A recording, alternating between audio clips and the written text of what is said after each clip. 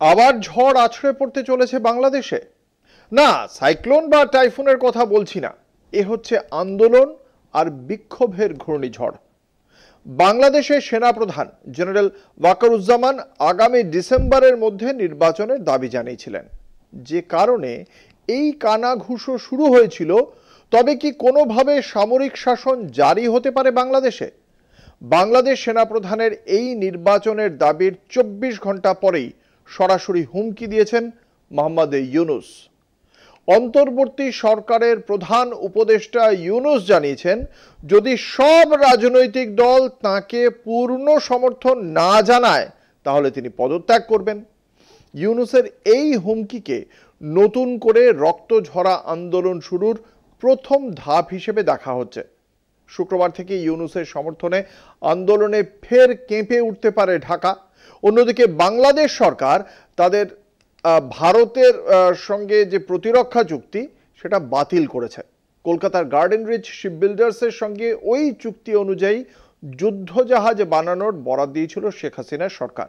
বর্তমান মোহাম্মদ ইউনূসের সরকার সেই বরাত বাতিল করেছে জানিয়ে বিজ্ঞপ্তি দিয়েছে গার্ডেন রিচ শিপ বিল্ডার্স।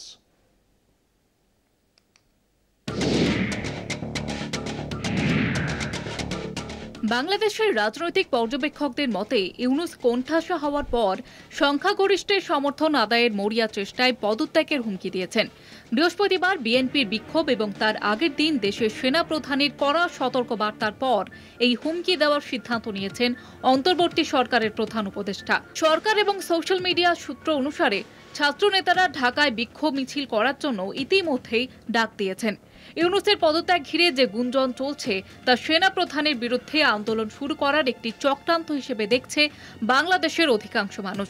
সেনাপ্রধান দেশে দ্রুত নির্বাচন চান, তাই সেনাপ্রধানের বিরুদ্ধে এত রাগ ক্ষমতাসীনদের। নির্বাচন যখনই হোক, বাংলাদেশের প্রধানমন্ত্রী হিসেবে ইউনূসের মেয়াদ যে শেষ হওয়ার মুখে, এটা ইউনূসপন্থী ছাত্র যুব নেতারা বুঝে গিয়েছেন। সেনাবাহিনীর পাকপন্থী জেনারেলদের নিয়ে অভ্যুত্থানের চেষ্টার অভিযোগ ছিল ইউনূসের বিরুদ্ধে, যদিও অভ্যুত্থান ব্যর্থ হয়।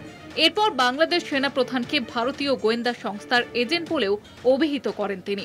তখনই ইউনূসের অনুগামীরা সিদ্ধান্ত নেয় সামাজিক মাধ্যমে সেনাপ্রধানের বিরুদ্ধে চরিত্র হননের প্রচার চালানোর। মৌলবাদী সেনা ও পুলিশকে প্ররোচিত করে ঈদের সময়ে পথে নামানোর চেষ্টা চলেছে বলে খবর। সেনাবাহিনী ও সেনাপ্রধানের বিরুদ্ধে আন্দোলনের প্রস্তুতিও নেওয়া হচ্ছে।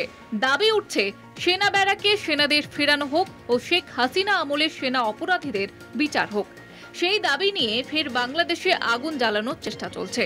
এই প্রেক্ষাপটেই বিএনপি ও জাতীয়তাবাদী দলগুলি প্রকাশ্যে সেনাপ্রধানের পাশে দাঁড়ানোই ক্ষুব্ধ ইউনূস। তবে ইউনূস সত্যিই পদত্যাগ করলে ক্ষমতা থাকবে রাষ্ট্রপতির হাতে। সেক্ষেত্রে তিনি আরেকটি অন্তর্বর্তী সরকার গঠন করে দ্রুত নির্বাচনের জন্য প্রয়োজনীয় পদক্ষেপের পথে হাঁটতে পারে। 2. সংবিধান অনুযায়ী জরুরি অবস্থা জারি করে মার্শাল ল বা সেনা আইন চালু করতে পারে। এর ফলে মৌলিক অধিকার বা রাজনৈতিক কর্মকাণ্ড বাতিল হয়ে যাওয়ার সম্ভাবনা। পরিস্থিতি স্বাভাবিক হলে নির্বাচন হতে পারে। আগেই আন্তর্জাতিক মহল বাংলাদেশের ইউনূস সরকারের আমলে মানবাধিকার নিয়ে প্রশ্ন তুলেছিল। কলকাতা টিভি।